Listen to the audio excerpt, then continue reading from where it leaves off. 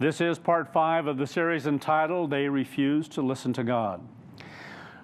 We're going to return to the last area of Scripture in Romans that we were covering at the end of part 4 last Sabbath in order to remind everyone of the context, the flow of this particular series. Romans chapter 3, verse 11. There is none who understands, there is none who seeks after God. Now, Paul was addressing the world at that particular time and mankind in general, frankly, and that's the way of mankind. People don't really know what they're looking for anyway. They don't know God. They don't know what God is like, but especially within the area of Judaism at this particular time and what he was trained in, reared in, and so forth. Even there, he was bringing out that the world was unique in that respect, that this was the world he was in, but he was sent to the Gentiles. Nevertheless, there was still that was there, that he was making known that as far as that part of the world, they're not seeking after God. But again, we understand much that people can't until God begins to at least reveal truth to them. And if they don't have that ability or opportunity, there is none when they hear of the truth, as an example from Paul or whatever, they're not seeking it. They don't want it.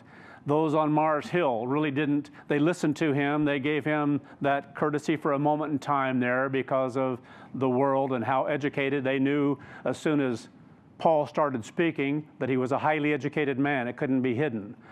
And he had incredible training. So some of those kinds of things you pick up on quickly, and certainly they did there, if you want to talk about there in Athens on Mars Hill in that particular area. And those who sat there and discussed various things as they did at that time, and he was telling them about, in essence, that there was this plaque or whatever to the unknown God that was built there, and he was starting to talk to them about, but he's revealing here now, they didn't want to hear, they didn't want to listen then. So no one is really seeking after God, no one understands, so even though he might speak to them and talk to them, they don't understand. They have no desire, in essence, to understand, to learn what he was telling them. It was something different, so they were listening for a while until they find out more, and then they really don't want to understand. The point being is that that's basically a nature of mankind, but we're living in a world today where that's at a level that is exceedingly high because of technology, because of mankind, because of how the world is being moved in a particular direction, and it's being moved there as a whole by a spirit world. And God is allowing it, all for a purpose, all by design. So there's none who seeks after God. They're all gone out of the way because they don't want God's way. They go their own way. That's the point of it all. They're altogether become unprofitable.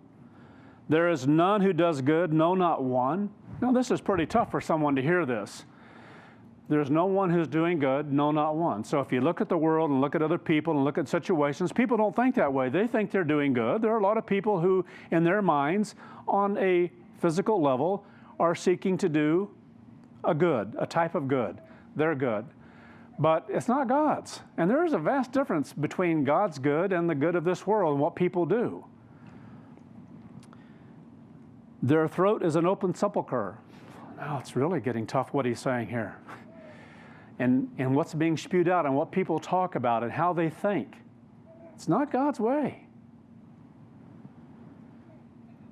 And that's very, very difficult for the human mind to come to grasp, and sometimes even within God's church. It takes time to see and understand such things. With their tongues, they have used deceit. It's carnal human nature. But to admit those things in life about oneself, about how we are as far as our nature is concerned, it's very difficult. The poison of asps is under their lips, and whose mouth, it says, is full of cursing and bitterness. Pretty tough things he's saying here about human nature, about how people are. Their feet are swift to shed blood. Now, people don't put themselves in this category. Someone who is doing that on a literal scale, that's a different matter. But people in the world, just like today, they don't see they're guilty of this. Their feet are swift to shed blood. So it's difficult for people to grasp and understand how God holds individuals accountable for things, for choices and so forth that they make in life. And I'm going back to something I'd said earlier about things that are taking place as far as this nation is concerned, as far as borders are concerned and trafficking is concerned, human trafficking. And all the kinds of things of what is it, how do you say that, fentanyl? That's being brought in. They got a whole bunch of it here recently in Texas, saying that they have, just in that area alone, they have seized enough to kill every person in New York. It's insanity. All the stuff that's coming into this country. And if people don't act upon that when they have the ability to address some of those kinds of things, this is what they're guilty of. It's what they're guilty of. When they have the ability to address something and they keep quiet about it, or they shift their focus onto something else and saying, well, that's too large, we can't do this, we can't do that, but yet they can if they quit focusing on something else that they want as a benefit to themselves or to their party or whatever it might be, rather than to the benefit of all the people that they're supposed to be serving. Hope you understand what I'm saying here as far as an attitude and a spirit that's in this world. Swift to shed blood. That's pretty rank, it really is. And yet, in order to compromise, in order to get one's own way, people do things that are really hideous when it comes down to it. Have the ability to address something else that's really important and won't do it, you're guilty. Destruction and misery are in their ways. So by winking the eye, by not addressing things that people have power to or can support, this is what happens. Destruction and misery. And it's on the increase.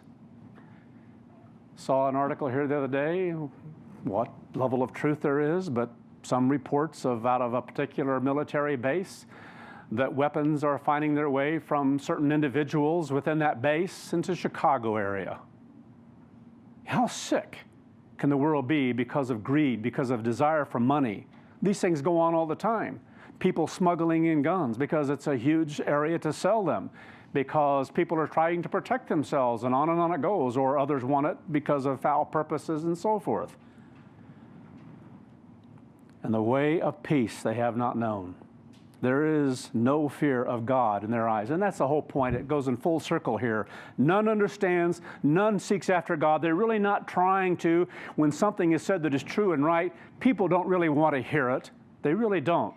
And that's gotten a whole lot worse just in a few years.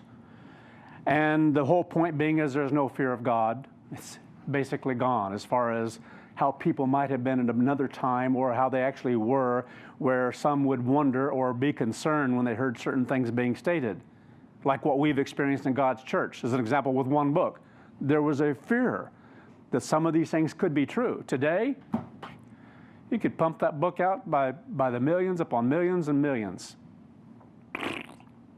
People don't care. They refuse to listen to God. That's a choice. That's why the world has to come to what it is, to be as bad as it's going to get. And that's why we're covering some of these things. And also because of where we're going to go as a church, where God is leading us and what we're doing, what we're going to be focusing upon, and basically coming full circle again for a purpose, by design. God has brought us full circle. So before going on to the next step in this series, those are the verses we covered, but again, just thinking about the way the world is compared to what it was 10, 12 years ago even. So before continuing on the next step in the series, we're going to go back and review something else that was said a little earlier in this series. With Christ first coming into the world as the Passover of mankind, we see how God worked to prepare a people in a small part of the world. So we went through those things. In Judea, to indeed receive his son as just that, their Passover. So there was a lot of work that went into this. It started with John the Baptist. That's how it all began. God was working with a family there. John the Baptist that was born, John the Baptist that was reared in a certain way, went to begin to teach the things he taught. and then Christ following that. But he was paving the way for those things of what was to take place, and a spirit and a mindset that began to be preached in the world, something that others hadn't heard in the same way with the teachers of Judaism at that time. John the Baptist was different, and then Christ coming along and teaching the things that he was teaching. And so this took a period of time here to accomplish, to do what God was going to do. Going on reading what was stated in that particular series. But look at what we just covered. It took some incredible events that were miraculous in nature to bring as many as it did to the point of being moved by God's Spirit to seek repentance and baptism. This wasn't a small thing, especially in the world at that time, because they were resisting. People were resisting because of the Roman rule, and yet some were so oppressed by that, they were willing to listen. But as far as the leadership, as far as others, whether it be in religion or in the government there who had favor in the sight of the Romans to control and so forth, they didn't want it. They didn't want anything to do with the possibility that a Messiah was coming, though they knew of those scriptures that talked about a Messiah. Others were aware of them as well, and they began to believe in different areas to a point. And the more that they heard of or saw the things that Christ did, the more that they were drawn into that. Until he died, and then a lot of those went by the wayside. And then it took up to the time of Pentecost, finally, for more to be moved once again, to be brought back into that mindset of thinking, a willingness to receive, because of what they saw, because of what they were witnessing on that day that we went through as well in the series. But there were many more who were not moved, and they only sought to mock those miraculous events because they were so hardened of heart. It was about themselves. It was about their feelings of what might happen to them, to their families, by the Roman government if they were to move away from this. And they enjoyed this favor they were receiving. They were in power because of another government. I hate politics. I hate this kind of thinking. We need to hate and loathe this kind of thinking where people will compromise and do other things in order to get their way, or to have favor, or to have wealth, or to have power. And yet some of these same kinds of things have happened in God's church through time, because the reality is, when it comes to this point in time within God's church in times past and things we've experienced, we are growing on a spiritual plane, and God helps us to see that spirit and that mind. And others who got caught up in it and lived a way that was wrong, others God was helping to learn to see. They were coming to see and understand this isn't right. And many people just frankly quit because of that, because of all that they saw that was wrong. They couldn't handle it. It's tough journey. It's not easy. So we're able to grasp, to see the different stages of how the human mind can become hardened of heart, and how that can become far, far worse depending on the environment, depending on what is taking place in a particular region at a particular time. And become so hardened, it can come to a point where it's nearly impossible, if not impossible. And it does become impossible for some to listen. To be so hardened, no matter what happens around them, no matter what miraculous things they see, they won't change. They won't listen. They won't turn away from their ways. They won't accept what's right in front of them. And some of them saw and knew of some incredible things that they knew that no man could do. How could anyone? The height of the things that he did at the very end, to call one out of the grave, to walk wrapped in white, in the cloth that was wrapped around his body. Then he told them to loosen them, to take those things off of him. Incredible what happened to Lazarus. They knew full well there was absolutely no excuse not to listen to Christ.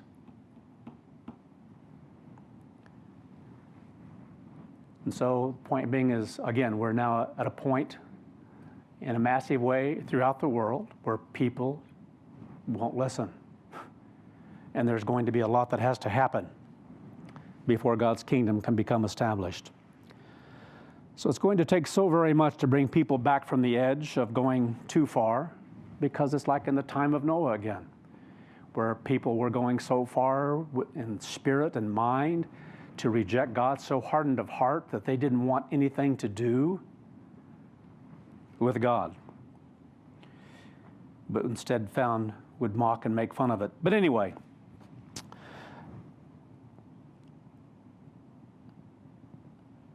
I'm having a little bit of a difficult time in some of this because there are some areas here that I don't know exactly when to go into it, or it'll all come out as we go along here, but we're going to address some incredible things as we go along here. And we're going to pause and go through some things here that hopefully will be inspiring as we continue to go through it. Some things that I was going to say for the Feast of Tabernacles this year.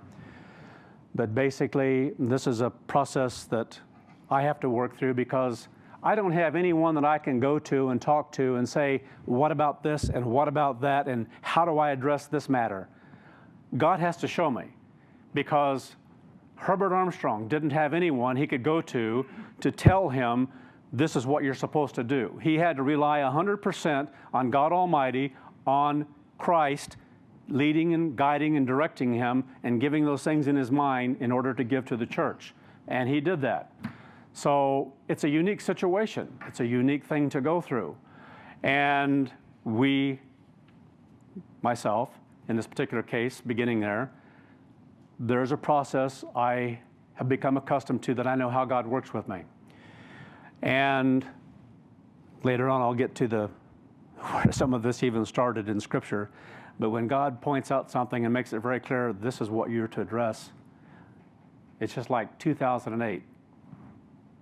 Knew that was the year, a pivotal year, but didn't know what it was all about yet by any measure. And still learning about it. It's an incredible process we go through sometimes. And so God is bringing us full circle. And there are things that I have to keep going back to I am to address. And it's not comfortable.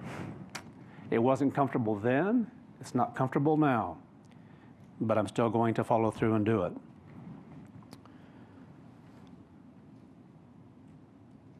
As God's end-time apostle, I find it very interesting and in many ways very exciting to see what God is having us focus on at this time, especially right now around Pentecost and where we're headed toward the fall season as well. But in the scope of where we are as a church and what God is doing in His church and where we are in the world at this time. And we're going to spend some time reviewing a section of the book, 2008, God's Final Witness, and especially in chapter 4. And I would prefer that you hear the sermon and what I have to say about it as we go through it, rather than you're going into it and reading it on yourself after services, because that won't be good for you. It's better to hear what's being said as we go along. And there are reasons for that. Again, we're going full circle. We're coming back to 2008, God's Final Witness. Every book has had a purpose and where it's led us to at this point in time. And this is a particular area that God wants me to focus upon again.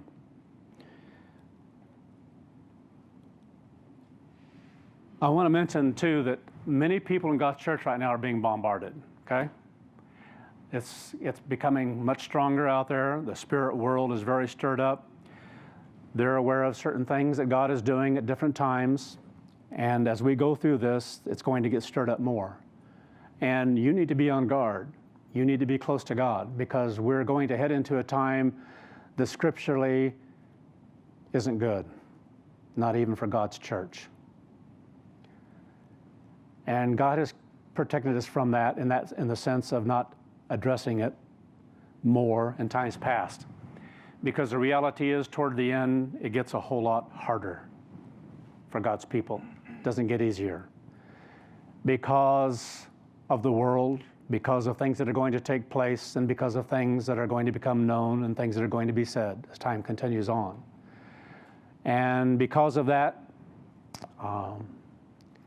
we are who we are. And we have opportunity to stand in an awesome way for God's way of life, for God's truth, but it doesn't mean it's going to be easy. And we've been prepared for this for a long time. So, please understand that there's a spirit world out there right now that's really, really stirred up. It's already infecting the world. It's been out there for some time, working in a very powerful way. And it's going to continue to do so, and it's just going to get worse and worse. It's not going to get better. We know that. We understand that. The things that are taking place, the unrest, the rattling of sabers, it's increased so much in this year, it's deafening. Every Sabbath I could get up here and go through headlines that are dumbfounding in what people are saying in different nations, what they're threatening, and so forth.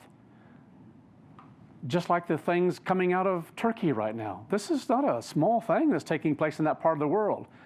Threatening to go in because of what is taking place there in Gaza and the West Bank and with Israel, and primarily Jerusalem, that a power is talking about taking in forces to take control of certain areas, primarily Jerusalem. Well, there's a spirit world behind all that, and the individuals who are being moved by that spirit, they're going to do things that are unheard of as time goes forward. That's why there's so much talk right now over there and rhetoric taking place about getting this country out of the two bases, the main bases that are being used over there for supplies, for air traffic, for everything else that's going into Afghanistan and other areas. So it's a pivotal point in that respect. So again, incredible things that are taking place. And what's amazing is in one of those bases, there's debate as to how much there is there. They have a lot of nuclear weapons.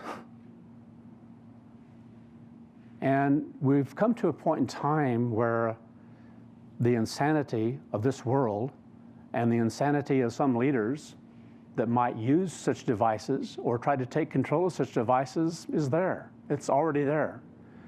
And someday this world is going to be turned upside down. Where it begins, we don't fully know, because God isn't going to give way to the knowledge of all those things until it happens. We know that certain things are going to happen, like to this country alone. Anyway, it's important to understand that, again, many are being bombarded and attacked by an evil spirit world. And I say that so that you will take it soberly and so that you will seek to draw closer to God, because the only way to come through, to fight such things, is by God in you. God and Christ living their lives in you, because you desire that and you want that so much in your life. You want their spirit in that life, not to leave you, not to be cut off from you because of sin. So it's a time that life is to be cleansed, indeed, to be sanctified for God's use, for God's purpose. That's what it's about in this end time and where we're headed. So again, to understand greater is He that's in you than he that's in the world. That is our strength. That is our life. And God will give the protection and the help, which will be future sermons that are coming. Things that God wants us to focus upon. So, again, the attack is especially upon those who have come in since the apostasy, been baptized since the apostasy. And there are awesome reasons for that. Awesome, what God is showing. Encouraging one respect, but not easy on the other. Under the section, the seven thunders of the sixth seal. Now, we go through a maturing process, even of what we refer to as present truth, that even through some of the things here, and I'll mention them as we go along, that only by beginning to address certain things does God later on begin to help us to focus even stronger and have greater clarity of what He's revealing, because we can't see everything all at once. He doesn't teach us that way. He doesn't train us that way. He begins to work with us to see certain things, to grasp certain things until some of the basics or the foundation of that is laid in us.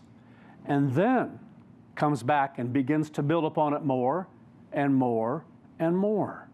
And it's a beautiful thing, it truly is. But He can't just have the whole thing. You can't just have the whole thing all at once. You can't have the structure, because there are things you have to experience. There are things you have to go through, because that's part of the process of the building. Time and experience. In the last chapter, it was shown that the sixth seal is a transitional period. It concludes the spiritual phase of God's plan to finish His work of final training and sealing of those few still living who will be added to complete the 144,000 and be in His new government. This is an awesome thing. For 6 millennia, God has been molding and preparing a government to rule in righteousness over all the earth for 1,000 years. Now, where each of us is, what God has called each of us for, we don't always know or understand.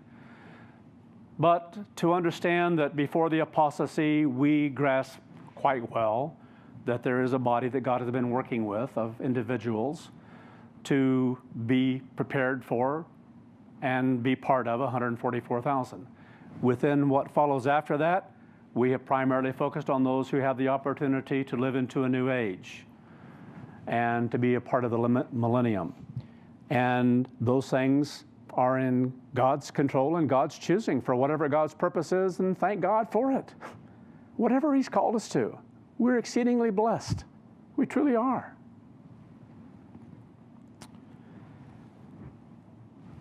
I want to, I'm going to turn over here to a section of Revelation chapter 3.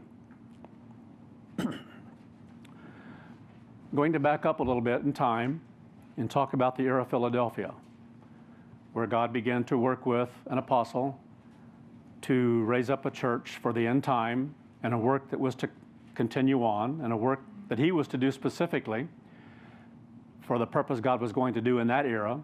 And then another era that would follow that, of something that was to happen within a large church and within an organization to teach lessons that could be learned in no other way, that can be used throughout the millennium and the Great White Throne as the pinnacle, in one respect, in one manner, of lessons that can be taught. The height of those things, all the way from the time of Satan's rebellion all the way through to the rebellion of those who were begotten of God's Spirit on a massive plane.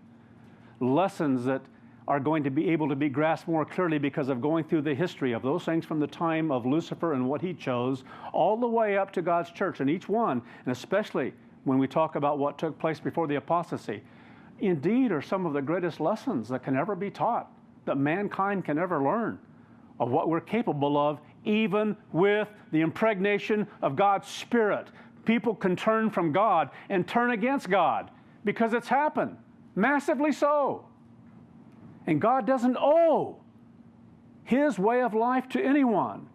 You have got to want it with all your being and willing to sacrifice. That's what we said at baptism. My life is yours, to do with it as you will, Holy Father. What else could one want in life? What else can you have in life that's richer, that's better than that? What do you have if you don't have God's church? And many have gone a different way, and they don't have God's church right now. What a horrible, horrible thing. And so we're learning. The heart can become hardened, and people can turn away from what is true. And what is at the end? Only God's family. Everything else will perish for all time. What's the comparison? Where's the balance in that? Should be a no-brainer. But we have choices to make. And God is going to know what is in here to the depth of our being, what is in here to the depth of our being, what we want with all of our being, to know us, to know we are the same. We want that mind, that life. We agree with it. We are wrong, He is right, and we want that way. And we want that mind and that thinking. Anyway, going back here to the Philadelphian era, and to the angel of the church of Philadelphia write, these things says He who is holy, He who is true, He who has the key of David, He who opens and no one shuts, and shuts and no one opens. Awesome what God did. Opened up a work so powerful, so incredible, to accomplish what it did with so few. Some of these church organizations that have hundreds and hundreds of thousands of people, millions, weren't able to accomplish at all what was accomplished in the Worldwide Church of God through Herbert Armstrong's leadership. A magazine to have its circulation that it did, to have the radio, the telecast, to the degree that it did throughout the world. Incredible. And they didn't come close to accomplishing. God opened a door, and no people tried. Organizations tried. Church organizations tried to close it down. The government tried to close it down and shut it. Couldn't do it because God had a purpose. And God said, He who has the key of David, He who opens and no one shuts, and shuts and no one opens. And what happened? After the apostasy, nearly every organization that got started out here as a splinter group wanted to open up to continue on what they thought they had to do because they didn't believe that God finished a work through His servant, Herbert Armstrong. That was the bottom line. They didn't believe it. So they tried to open it up. They wanted to have the magazine. They wanted to have the names. Look at the names that people have chosen because they wanted to mimic. They wanted to. I think of one individual that told somebody one time, a certain group would pop up. Oh, there they go, fishing in Herbert's pond. That's what people were doing here. It's like, okay, throw something out, and some of those who were scattered out there, because people weren't coming in out of the world. They were coming in out of different groups of people who were scattered. Incredible. I know your works. See, I have set before you an open door, and no one can shut it, for you have a little strength, have kept my word, and have not denied my name. Now, we've had sermon after sermon on things like this and how it applies, but really quite exciting. A little strength. Not a big organization compared to the world, who have millions in some of these organizations out here. Incredible. A little strength, a little power. And look what God did with it. Indeed, I will make those of the synagogue of Satan, who say they are Jews and are not. Well, who's that? So much of the world who call themselves Christian and are not. And what started back in 325 AD with greater power and strength because of a government, because it was a state government, because the leader said this is the way it's going to be. I will make them come and worship before your feet, and to know that I have loved you. So we know what this is about. What an awesome thing. Beautiful. To understand what God was saying to His people who were faithful at this time, but especially to the one as a whole. When it says the angel to the church, it's a word that means messenger as well. It's not specifically, doesn't have to be just only an angel. The messenger. Well, there was a messenger to this particular era in that respect that God used in a very powerful way to do a work and directed toward Him and toward those who fulfilled what they did during this time, because you have kept my, backing up here, I'll make those a synagogue of Satan who say they are not Jews and are not, but lie. Indeed, I will make them come and worship before your feet. So there's coming a time, and we know when that is. You talk about a period of time of those who live on in the millennium, and he's resurrected, and those who have come out of that particular group of people at that time of fellowship, and they're resurrected, and anyone who is alive, these are in the God family. To come and worship before my feet, your feet, whatever, and to know that I have loved you. Something we as God's people need to understand more than ever before. What is still going on at this point in time, God's primary focus is on His people. He has molded and fashioned things within nations to bless His people, to mold and fashion His people. It's not about the magnitude of size. It's about the people at any point in time. And if you go through history and see different ones, certain things happen to teach, to have things prepared as a type that would be fulfilled later on. But all through history, through time, over 6,000 years, you can look at different periods of time and see how God worked with different ones. And sometimes, frankly, a lot of times, it involved dealing with nations and what was going to happen to them and their impact on the molding and fashioning of His people. Look at what happened in Egypt. You think God didn't have an incredible part in it? I'm not talking about Moses here at this point, but even that. What took place there? Molded and fashioned events of an entire nation, destroyed a nation basically, because of what he was doing through that man and what was to be taught, and others as well, but primarily through him at that time. And Joseph, incredible stories. Sometimes we just don't grasp how important God's family is and what it takes to mold and fashion His family, a creation that's ongoing. Awesome. To me, that's so beautiful. Think of that sometimes, thinking about the Sabbath day. It focuses on the Creator, and that creation is still going on today. And the greatest part of that creation is still going on today because it's the creation of Elohim, not a physical universe, not a physical planet here that we're on, that we're blessed to live on. It's about why all these things exist, so that He can mold and fashion His family that are living on it. And so He does mold and fashion and cause things to happen with certain nations in order to mold and fashion certain experiences and things in us, in our minds, in our being. And He loves us with incredible love. And we shouldn't doubt any of those kinds of things or second guess those things in any fashion or form, but to understand who we are, God's church, God's people. Who cares what others think and what the world thinks? We should know who we are. And we know we're a remnant. God wanted us, He wanted a remnant to exist, not a large body, a small, tattered body, to reveal more powerfully than ever before, not by might nor by power, but by His Spirit. He's doing it. Awesome that we're blessed to be a part of something so incredibly great. And your mind, my mind, can't grasp how great that is, but we're to strive to. We truly are.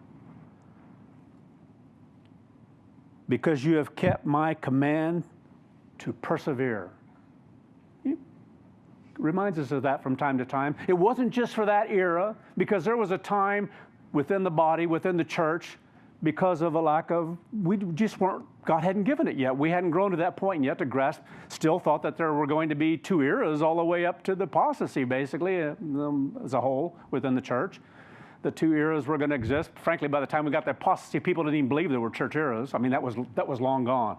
That wasn't taught by the ministry at all as a whole, that there are eras in God's church. It had gone by the wayside.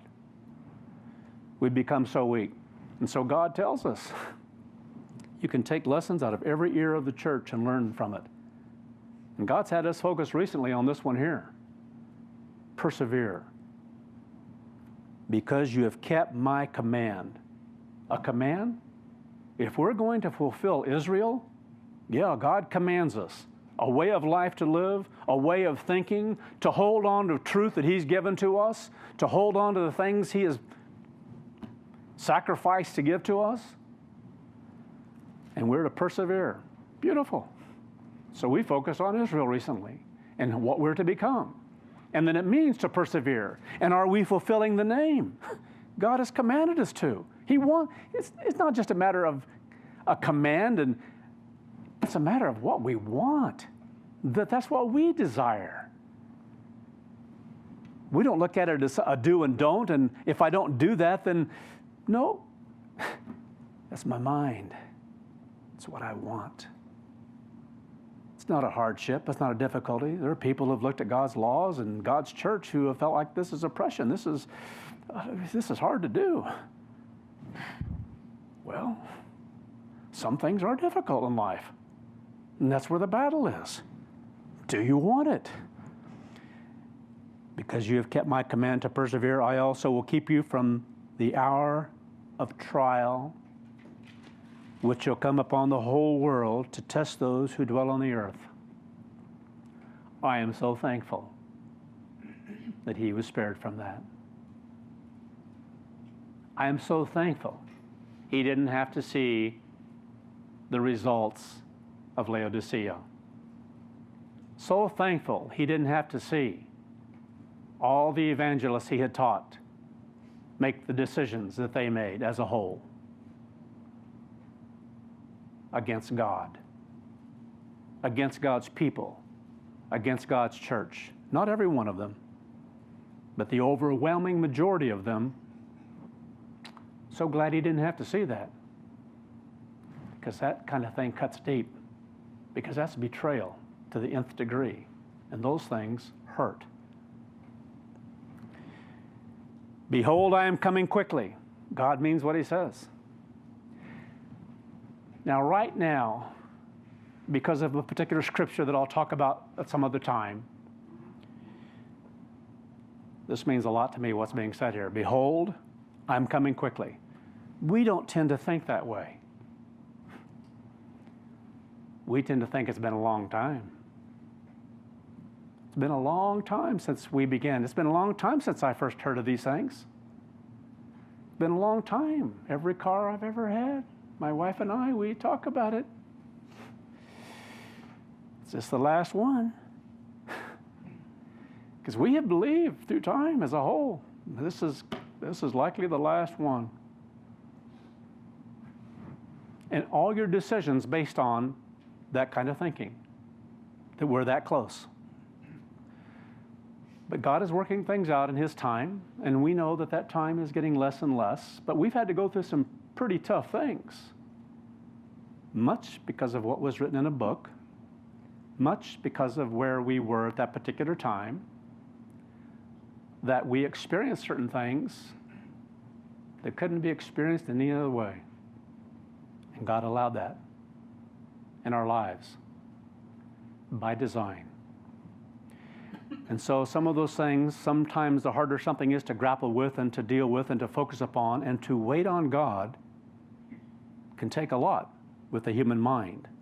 It truly does.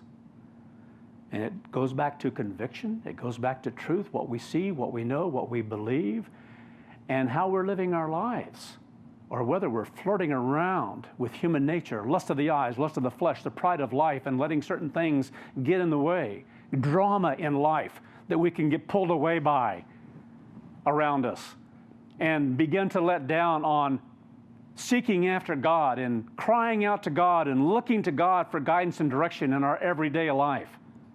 And that's happened to so many. And it still attacks within the body. I was about to say something. Oh, yes.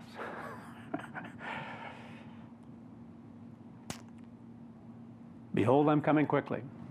Going back through right now,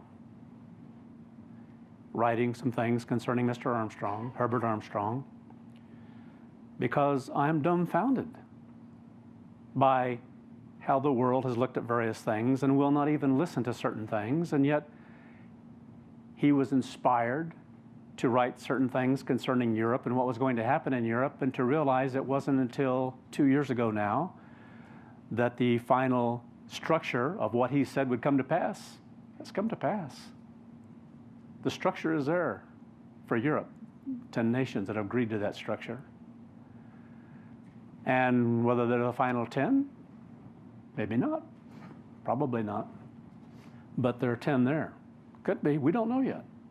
But to even be talking about it and the fact that the design is there, what an awesome thing.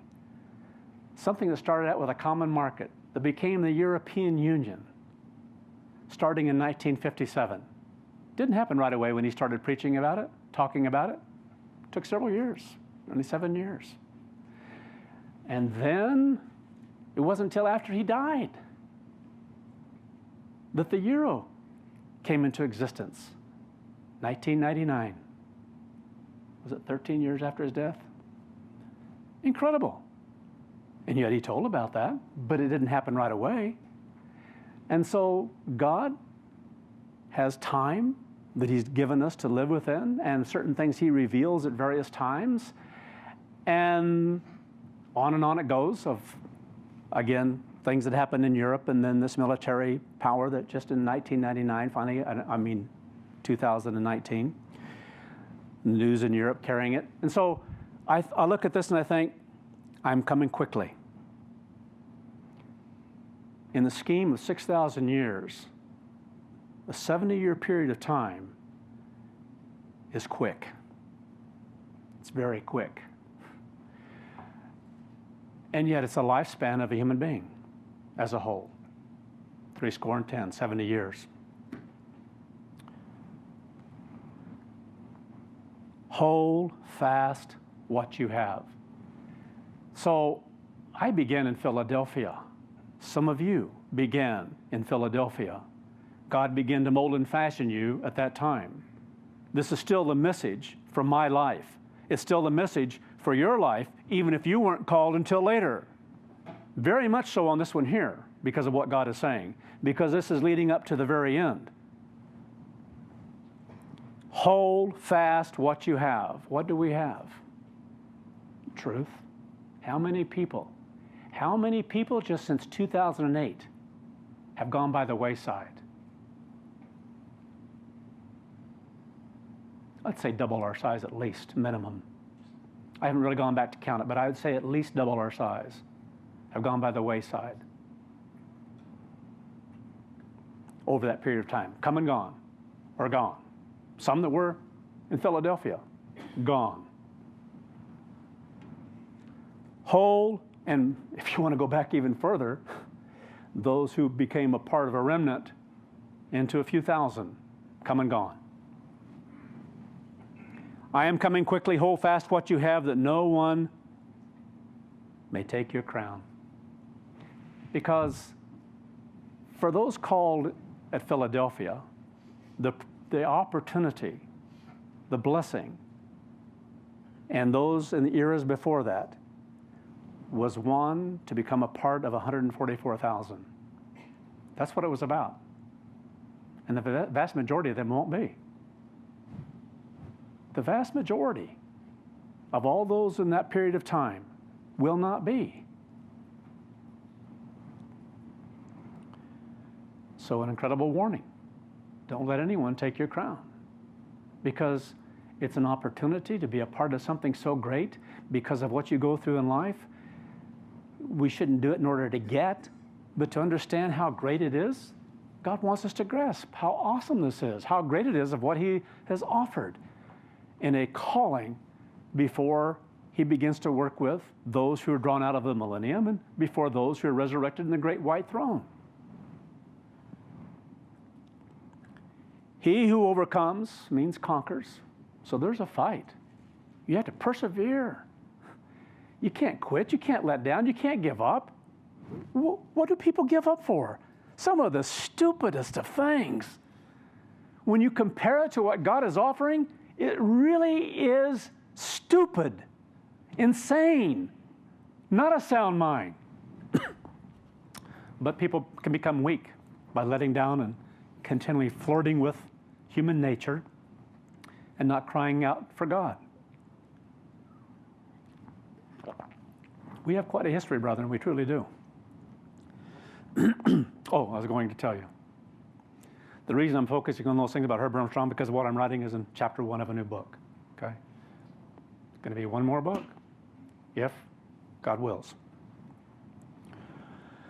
So, this one here is, anyway, there's a maturity that will be in this one, and a primary message that will be there when it's all said and done. You're a nation that will not listen to God, and that's to every nation on earth. That's the proof of it all, and that's the last that has to be said, because that's the last thing to say before God brings everything to pass. And we likely have some time in front of us. How fast can that be? Could be a Pentecost. Could be any Pentecost. I don't know. But certain things would seem to indicate it's going to be a little longer. So I know that's just what everyone wants to think about. But the reality is God has brought us through a particular period of time, and if we hadn't gone through every stage we've gone through, there would be far more who would be gone right now. It truly would be. We have to realize that God has worked with us at different times in different ways because it's for our good. It's about us. It's about the church. And to me, that's exciting. Just like the thunders, certain things have happened over a period of time that helps us to realize these things aren't normal. And it gives us a strength, though it be hard and difficult to see these things happening in the earth.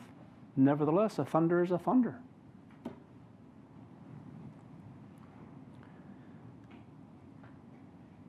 Behold, I am coming quickly. Hold fast that you have, that no one may take your crown. He who overcomes, I will make him a pillar in the temple of my God. So that's to all of God's people through all time.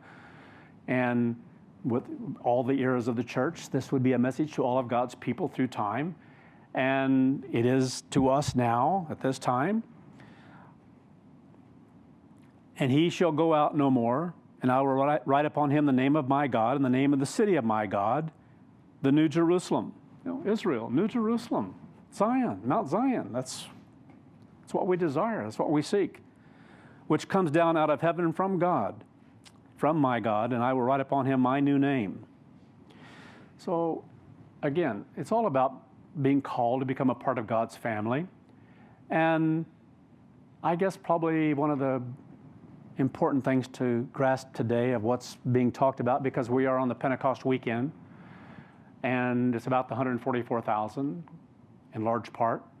We understand it's about the day of God's law being given, the day of God's Spirit being given to mankind so that we can live that way of life, because without it we can't live God's way. And so all the things that are taught, and then to understand the things about the wave sheaf and the wave loaves that God has blessed us to tie together in a very powerful way the farther on we've gone in time here, and what he's been reinforcing and strengthening and teaching and giving us anew within the church has been awesome. And so quite an appropriate time, I think, to also mention that there are people who right up to 2008, this very thing happened. Let no man take your crown. It's happened toward the end here. So what does that mean? It's offered to someone else. We have had enough time now, always talked about how that when God works with people, it takes a lot of time. It can take a lifetime to grow, to change, to be molded in fashion. And God can work with that too in ways to speed up the process. He worked some of those things in times past, in Scripture as well, that can be seen to make it very clear that he prepared people for certain jobs because he worked with them well before they were begotten of his Holy Spirit. He molded and fashioned them ahead of time, different things, so that when they did receive his Spirit, things could be done in them very powerfully so, more quickly. Because the reality is we're not all prepared for the same thing. And what's molded and fashioned in us. You know, some things in a building take longer to fit into shape.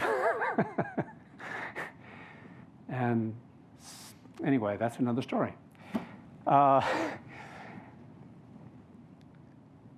The point being in all this is that I believe that in every way that God is showing that there are those who came along because of those things that were written in that book and the one before to be worked with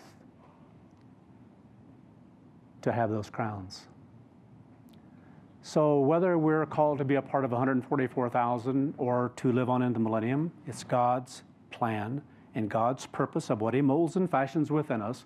But what an awesome thing to know and to consider that God is working with others. And you know what? It's all about them being sealed. And that's what was written in this, of a period of time that we were to go through, and a sealing has to be complete. And God has taught us a lot about this over time.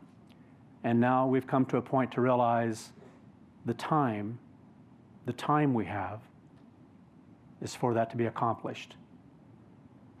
Because it was purposed and allowed that there would be individuals who had opportunity, who even toward the end rejected God.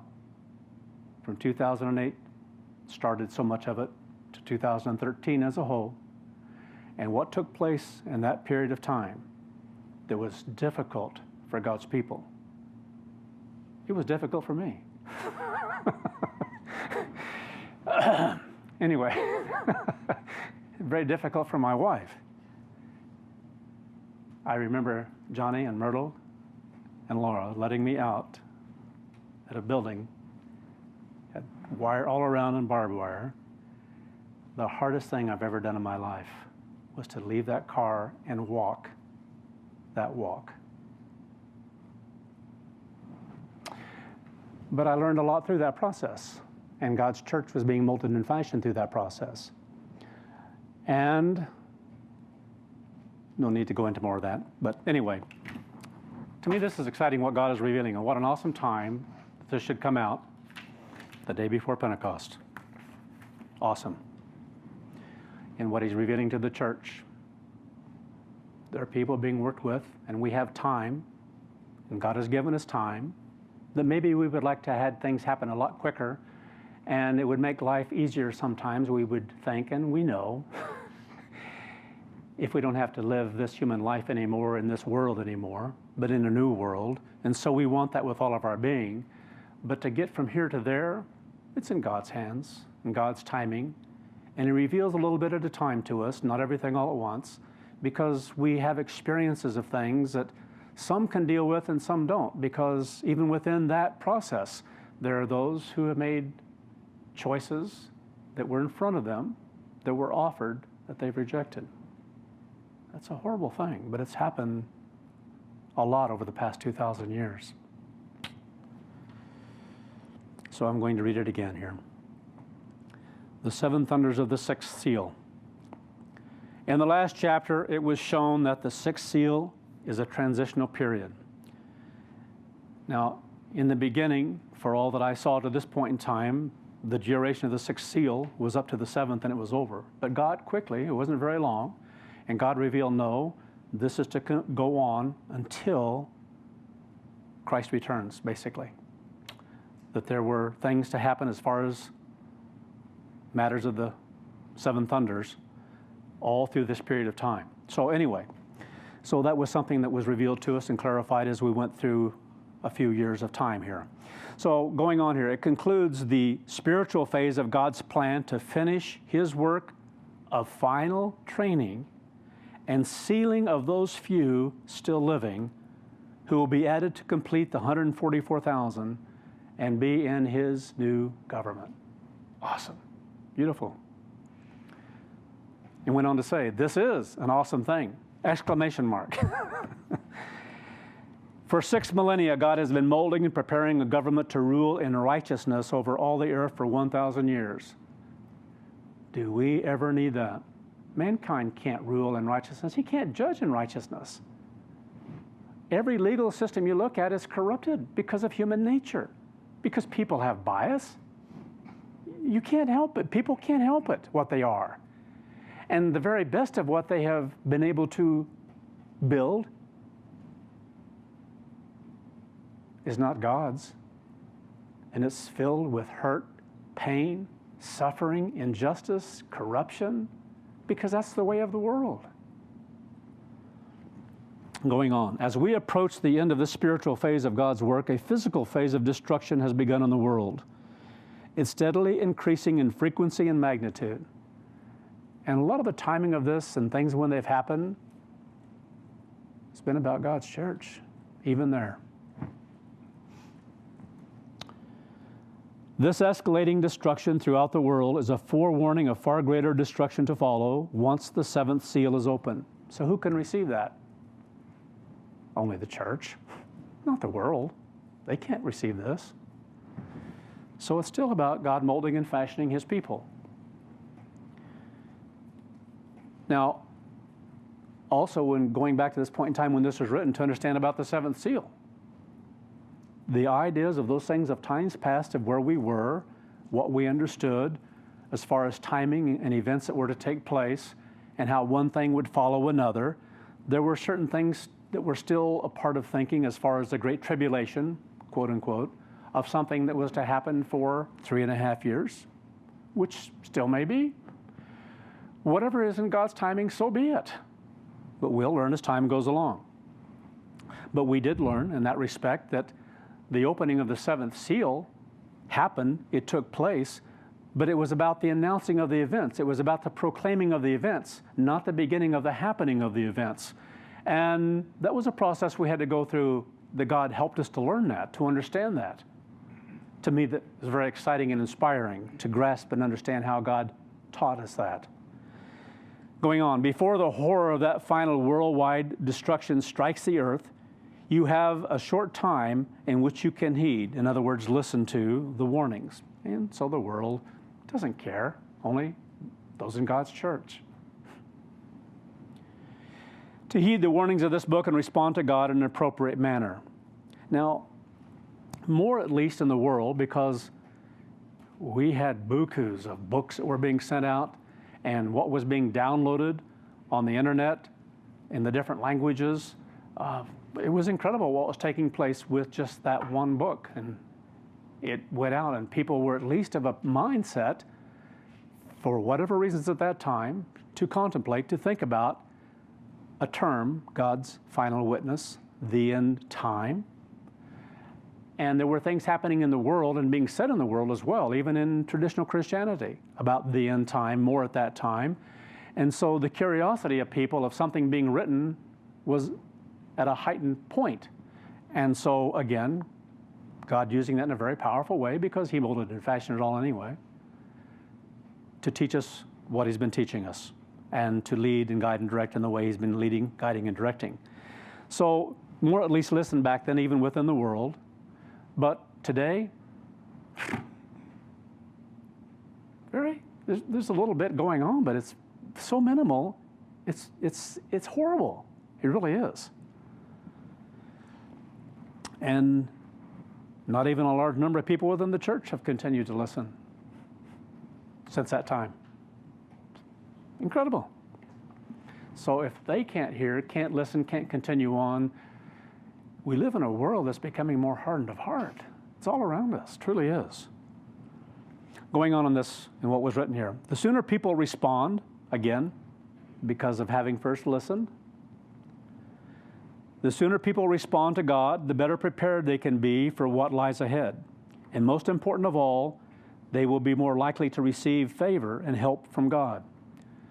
Now the world is still, and there are going to be people jarred into this, but it's going to be a hard jarring, truly is.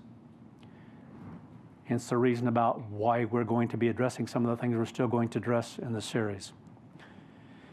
However, it's important to understand two vital points. God does not owe favor or help to anyone. Therefore, it's wise to seek him early and in a genuine spirit. And I think of the church. We have the opportunity, but God doesn't owe it. Therefore, it's wise to seek him early and in a genuine spirit. So, truthful, genuine spirit. That's something that we're in control of as far as God's people and God's calling is concerned. And yet, throughout the period of time in the church, I have known of too many, so many, who have not been of a genuine spirit, who have not been true and truthful. And a genuine spirit, so that he might have mercy upon you. Secondly, everyone on earth will experience some suffering through the destructive times that are just ahead.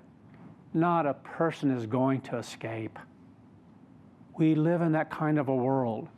And God's going to allow us to experience some of those things. Not to the degree that the vast majority are going to because of what's going to take place. But we still are to experience certain things. We are a witness of this period of time.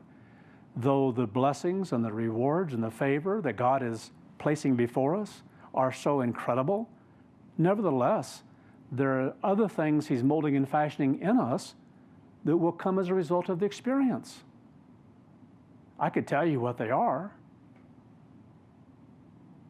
And hopefully we grasp much of what that would be because of such an experience.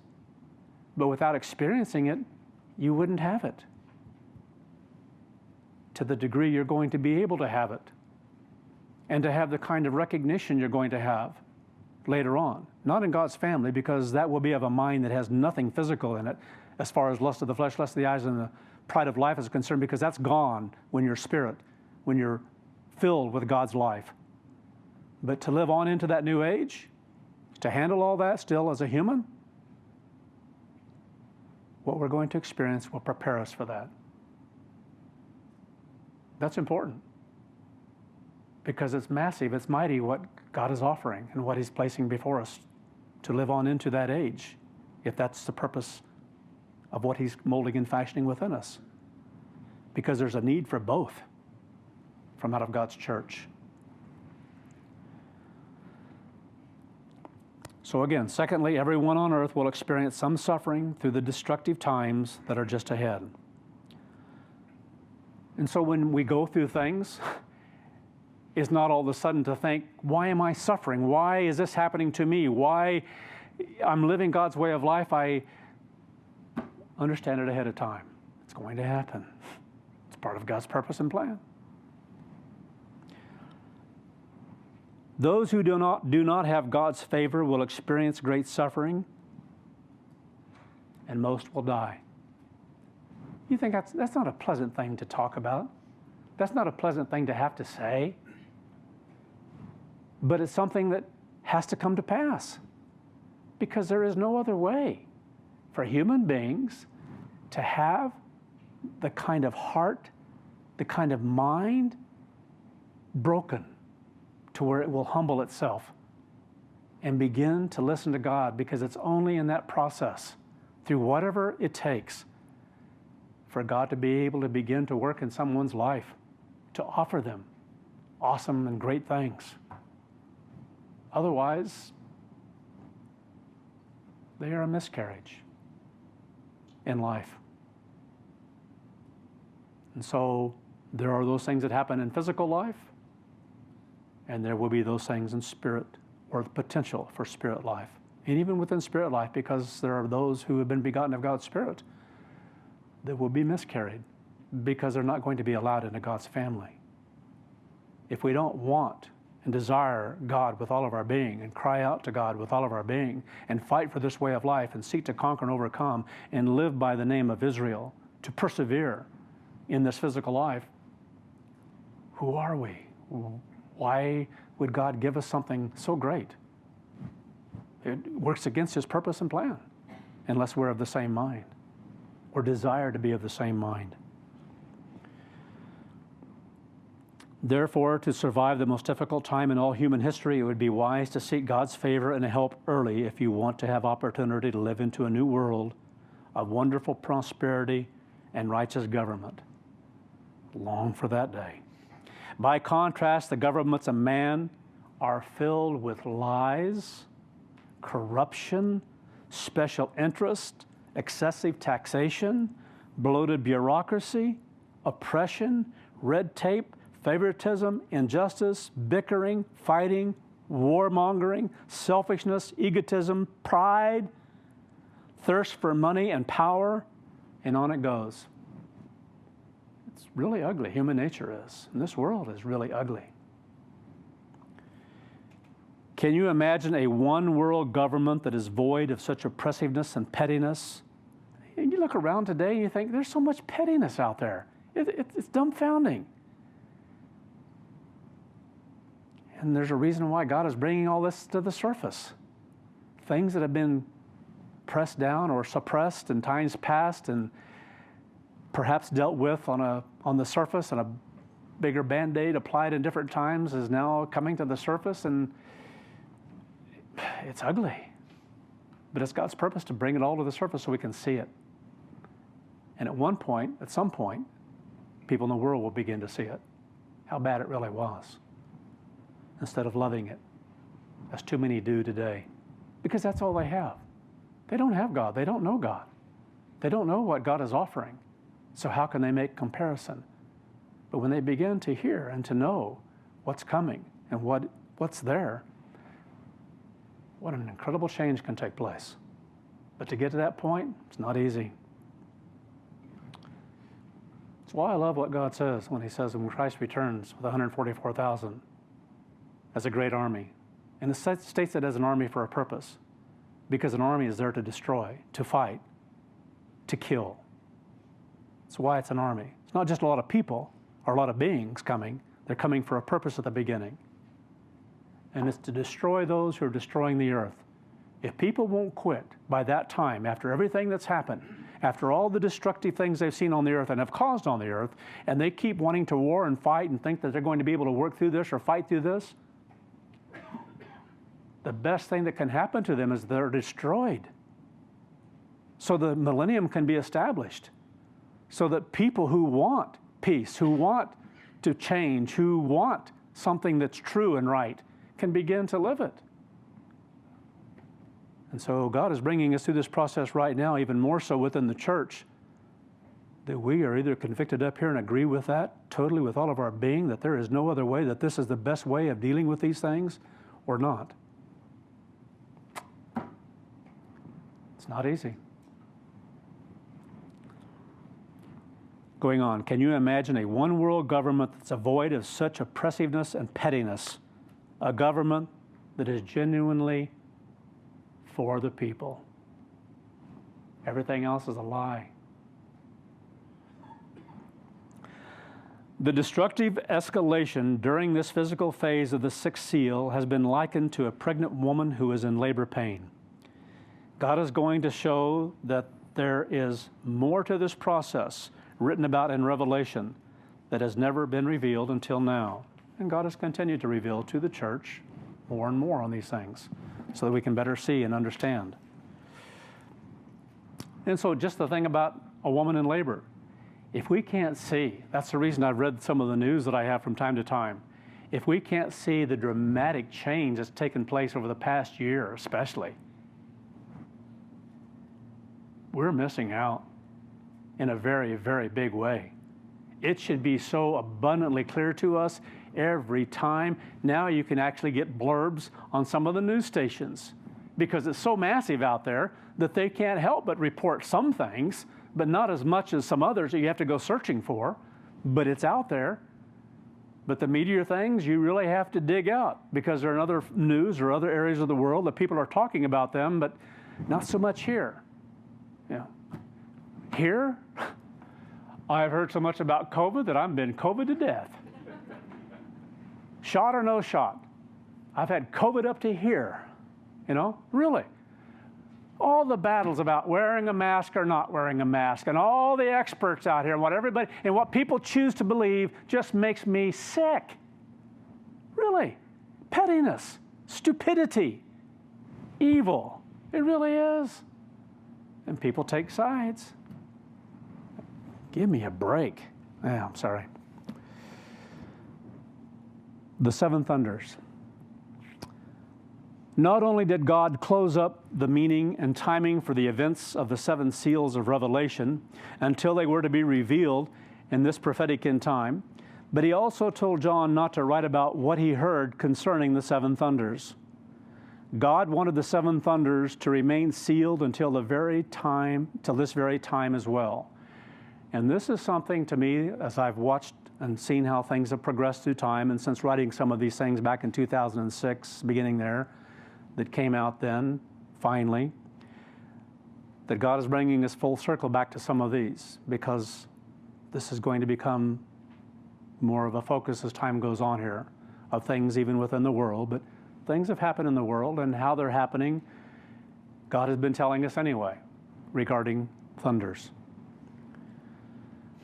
God did all this as part of a process through which He would reveal who one of His end-time witnesses was, the one through whom He would fully reveal all that John had written in the book of Revelation concerning this end time.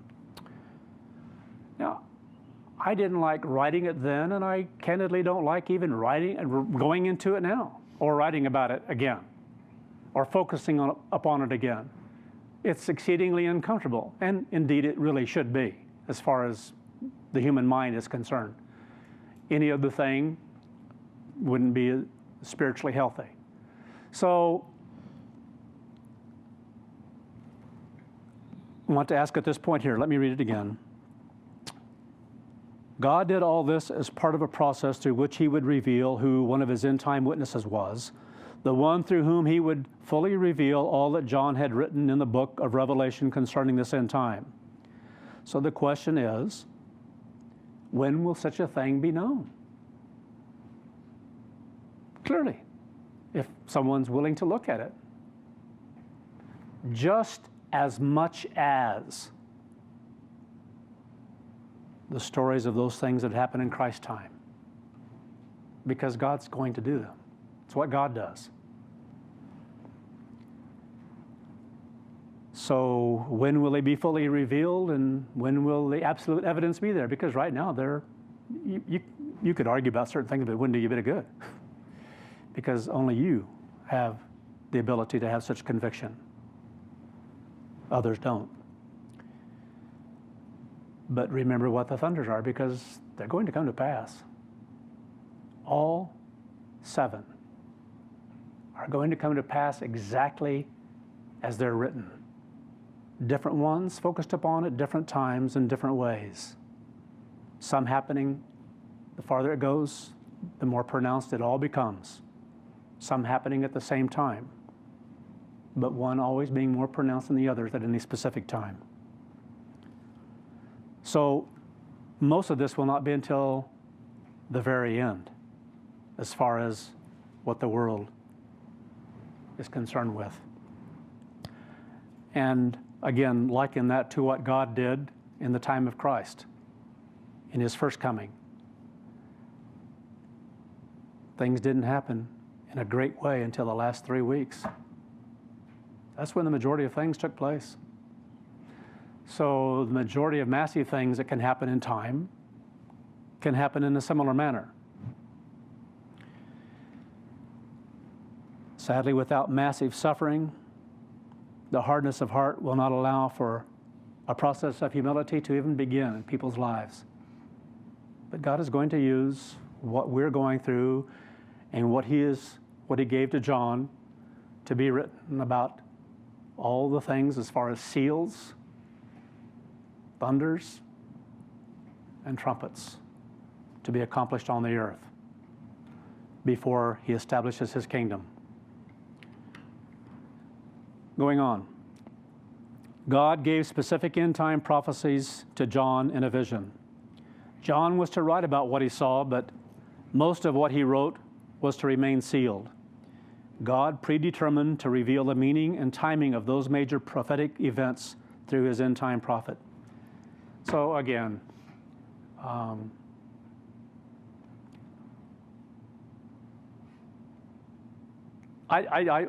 exceedingly uncomfortable with this. I was pacing up here before services began because I knew I had to go through this. I don't like doing it, candidly. I really don't. But I know where we are in time and what we're supposed to be doing and what we're supposed to be focusing upon. And candidly, a lot of this is to prepare me for what lies ahead as well. So what happened back then prepared me for certain things that God wanted to transpire, had molded and fashioned to take place through time here concerning the church primarily. And now we're close to that is going to happen as far as the world is concerned. Going on. God has a twofold purpose for doing this. First, God is going to make a clear distinction in His scattered church between who His true minister is, through whom He is working, and all other ministers with whom He is not working. Which means that others are going to be diminished or destroyed as we go through this. Not a pleasant thing. And something else that God has shown through this process as well is to understand that the scattered church has become exceedingly hardened of heart.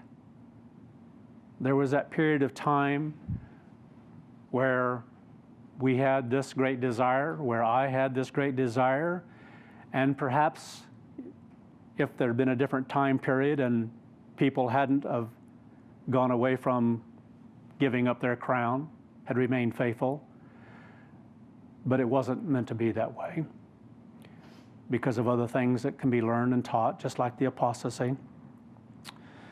So something that God is showing even more so right now is that the scattered body is exceedingly hardened of heart.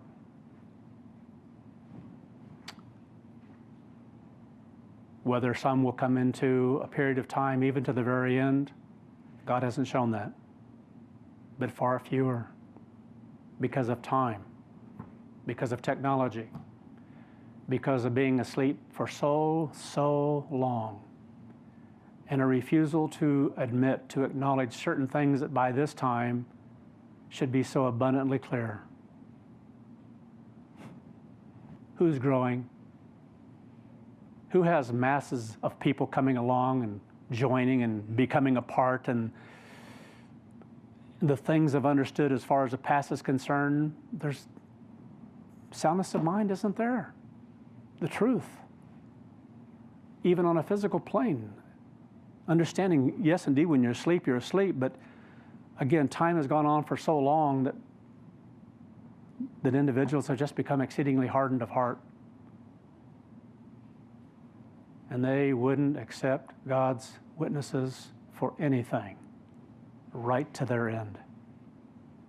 That's how hardened of heart people can become. No matter what is done in front of them, no matter what happens in front of them. Be just like the leaders of Judea who wouldn't accept that Joshua was the Christ, the Messiah. And that's how hardened people can become, who have the impregnation of God's Spirit in them, who continue to refuse to acknowledge certain things that should be clearer. How long will it take any of them to get up to 144,000?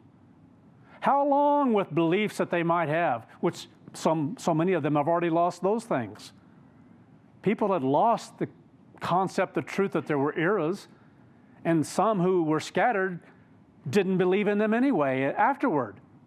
Still didn't believe in eras and what God had done through Herbert Armstrong. So many of them teaching, oh, he was a great teacher, and I learned a lot from him.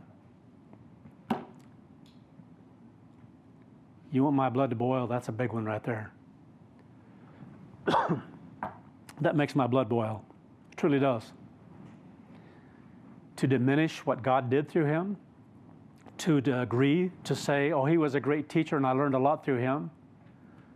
Absolute liars. Liars to the core of their being.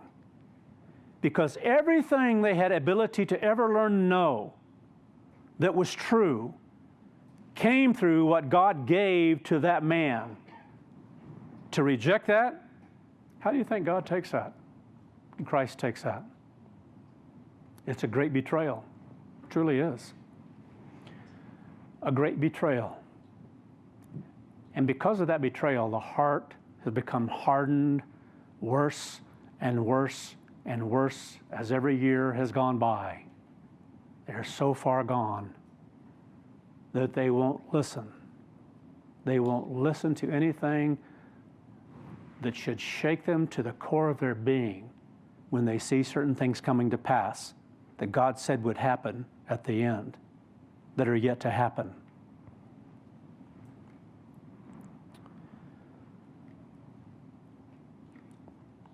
So again here, This will serve as one final witness to the church before the devastation of the Great Tribulation strikes the whole world at the opening. Now we know now that it's the opening event. The trumpets have all blown because it's about the message. Trumpeting the message, it's about the message that God gave of what they represent, of what they are, which God gave in some large part as a whole, the outline of it all, to Herbert Armstrong. And then has indeed come to the point in time where these things have been heralded, I should say, within the church, very powerfully so. No one else can hear it, but the church has. And so again here, before the devastation of the Great Tribulation, so regardless of the period of time, we know what starts with the first trumpet. We know when it's going to begin. It's not going to be a mystery to anyone. And you think, what is a scattered body going to think when that event takes place? This country conquered in the first 4 trumpets. It blows my mind today how every military scenario that has been run in the past year against China, Russia, different combinations of things, we lose every time. We lose every time. Every military scenario. Now that should scare the you-know-what out of every person in this country. But it's not, it doesn't. Because it's like, they don't really believe that. We're too great. It's like this concept back in 2008. Corporations, banks, they're too big to fail. We're too big. We're too mighty to fail, to not be able to conquer. And yet every scenario that the military has run, we fail. Now that's sobering. And it's a whole lot worse than what they're admitting, candidly. It really is. Because it doesn't take much to shut us down. Look what it does with one little pipeline. You think some of these things are just a matter of ransomware out there and people wanting some money? It goes a lot deeper than that. There are things, scenarios, countries working at various things that when they do what they're going to do can totally cripple this nation, let alone an EMP. They can do it through the internet in a very powerful way. And if you do all those things at one time, makes it look like what happened in Pearl Harbor, peanuts. We live in scary times, we truly do. And that's what's going to take place. Secondly, God's other purpose for revealing this prophecy in this manner is to make a clear distinction among all religious leaders in the world. God is going to reveal who his true minister is, through whom he is working to proclaim his truth to the world as a final end-time witness, and he will begin to reveal who all the false religious leaders are. Well, what an incredible thing. So even some of this may not begin until later, much later, the 5th seal. But when certain things happen in an exact way, there are going to be those who begin to take note and certain things that are going to be said, and with that comes a lot of persecution, even on God's people. So with that, we better quit because we've got to clear the hall. So with that, we'll gather tomorrow for Pentecost.